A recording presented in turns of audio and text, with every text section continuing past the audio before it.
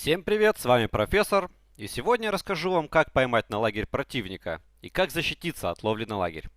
Для чего нужна ловля на лагерь? К примеру, у вас есть сильный сосед, или же вы слабы и храмите сильного соседа, но можете справиться с его фарм-отрядом и сможете без проблем продолжать его храмить, так как он атаковал ваш лагерь, а не вы.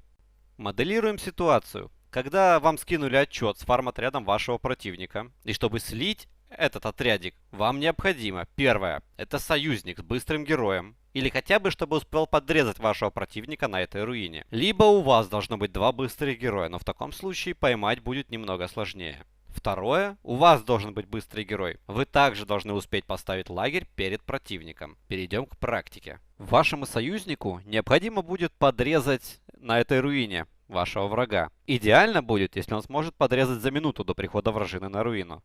А ваша задача поставить в промежуток между вот этими миссиями лагерь вот таким вот образом. Ну а дальше остается надеяться на невнимательность вашего противника. Если он не заметит подрез и разбивающийся лагерь, то он лишится фарм-отряда, причем без воскреса. Самостоятельно вы также сможете ловить противника на лагерь. Но подрезать нужно будет максимально быстро. И после сноса руины нужно будет ставить лагерь на место той руины. Какие могут быть ошибки при ловле на лагерь?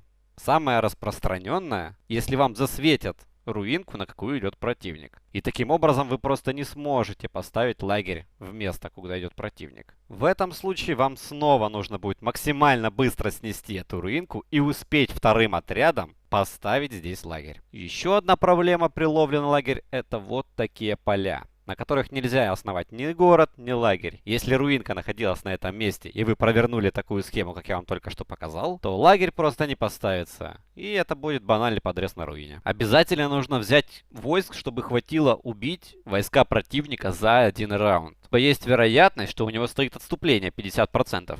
И его войска просто отступят, если вы их не убьете в первом раунде. Для того, чтобы избежать ловли на лагерь, вам достаточно за менее чем 15 минут проверить провидцами руинку. Если там нет миссии лагерь, тогда все в порядке. Есть еще один вариант не смотреть провидцами, а отправлять миссию с пригласом союза или соклана. Если на руине появляется конкурент, у вашей миссии появится номер. В данном случае единичка. Первая атакующая миссия. И вторая. Если бы не было одной миссии, атака была бы без номера.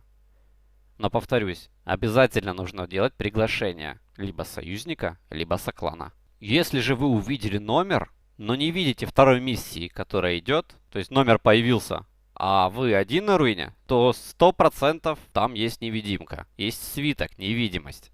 Выглядит этот свиток вот так. То есть атакующая миссия с героем будет невидима для провидцев. И как бы вы провидцами ее не смотрели, вы никак не сможете увидеть ее. Опознать невидимку можно исключительно по этой циферке. Вот вам маленькая фишечка, как убить того, кто пытается поймать вас на лагерь.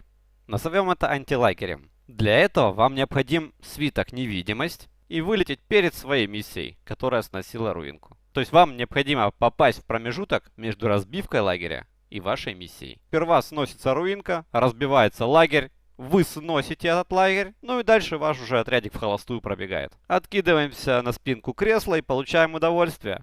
С вами был профессор. Ставьте пальцы вверх, подписывайтесь на канал. Всем удачи, развивайтесь.